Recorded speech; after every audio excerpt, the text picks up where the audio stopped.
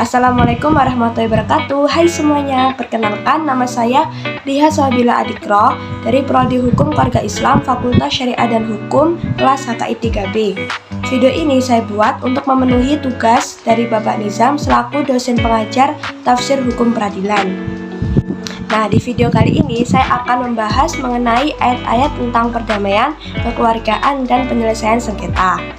Nah, sebelum masuk ke dalam pembahasan, perlu diketahui bersama apa yang dimaksud dengan perdamaian, apa saja syarat dan rukunnya, serta macam-macamnya. Nah, yang pertama, apa sih yang dimaksud dengan perdamaian itu? Jadi, perdamaian di dalam bahasa Arab disebut dengan sulhu, yaitu perjanjian perdamaian antara dua belah pihak yang saling berselisih dengan tujuan untuk menghilangkan dendam. Kemudian apa saja syarat dan rukun dari perdamaian? Yang pertama yaitu kedua belah pihak yang sedang berselisih termasuk orang-orang yang sah secara hukum. Nah, yang kedua tidak ada paksaan.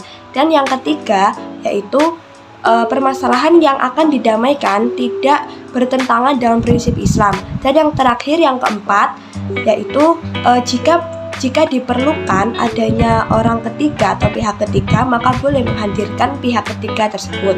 Selanjutnya yaitu macam-macam dari perdamaian. Nah, macam-macam dari perdamaian itu sendiri ada banyak, diantaranya perdamaian antar sesama muslim, terus perdamaian antar muslim dengan non-muslim, kemudian perdamaian antar imam dengan kaum bogot. Kaum bogot itu kaum pemberontak yang tidak mau patuh terhadap imamnya. Dan kemudian perdamaian antar suami dan istri, dan perdamaian dalam masalah muamalah, dan juga masih banyak lagi. Nah, yang akan saya bahas dalam video ini hanya dua macam, yaitu perdamaian antar sesama muslim di dalam surat Al-Hujurat ayat 10, dan juga perdamaian antar suami dan istri di dalam surat An-Nisa ayat 35. Baik, langsung saja yang pertama yaitu perdamaian antar sama umat muslim di dalam surat Al-Hujurat ayat 10 yang berbunyi Bismillahirrahmanirrahim, innamal mu'minuna ikhwatum fa aslihu baina akhwaikum wattaqullaha la'allakum turhamun, yang artinya orang-orang beriman sesungguhnya adalah saudaramu, dan damaikanlah kedua saudaramu dan takutlah terhadap Allah supaya kamu mendapatkan rahmat.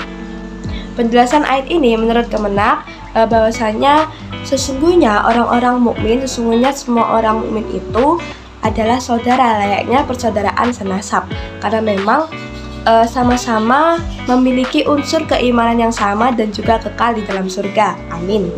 Sebagaimana hadis yang telah diriwayatkan oleh Imam Bukhari dari Abdullah bin Umar, yaitu muslim adalah saudara bagi muslim yang lainnya, dan janganlah berbuat aniaya dan jangan membiarkan saudaramu untuk berbuat aniaya. Orang yang membantu kebutuhan saudaranya, maka Allah akan membantu kebutuhannya. Dan orang yang melonggarkan kesulitan saudaranya, maka Allah akan melonggarkan kesulitan-kesulitannya pada hari kiamat. Dan orang yang menutupi aib saudaranya, maka Allah akan menutupi aib kesalahannya pada hari kiamat. Hadis riwayat Bukhari.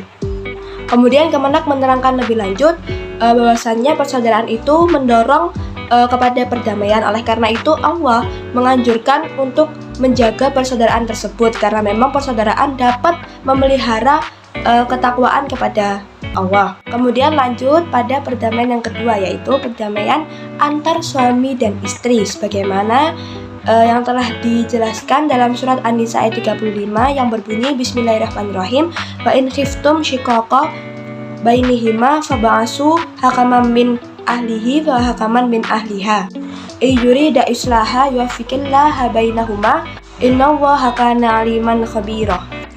Dan jika kamu khawatir terhadap keduanya akan perselisihan, maka kirimkanlah seorang juru damai dari pihak keluarga laki-laki dan seorang juru damai dari pihak keluarga perempuan jika keduanya mengadakan perbaikan. Niscaya Allah akan memberikan taufik kepada suami istri tersebut, dan Allah Maha Teliti lagi Maha Mengenal. Jadi maksud dari ayat ini adalah jika terjadi perselisihan atau percekcokan antara suami dan istri, maka sangat dianjurkan untuk melakukan mediasi, karena memang ditakutkan akan menimbulkan perceraian.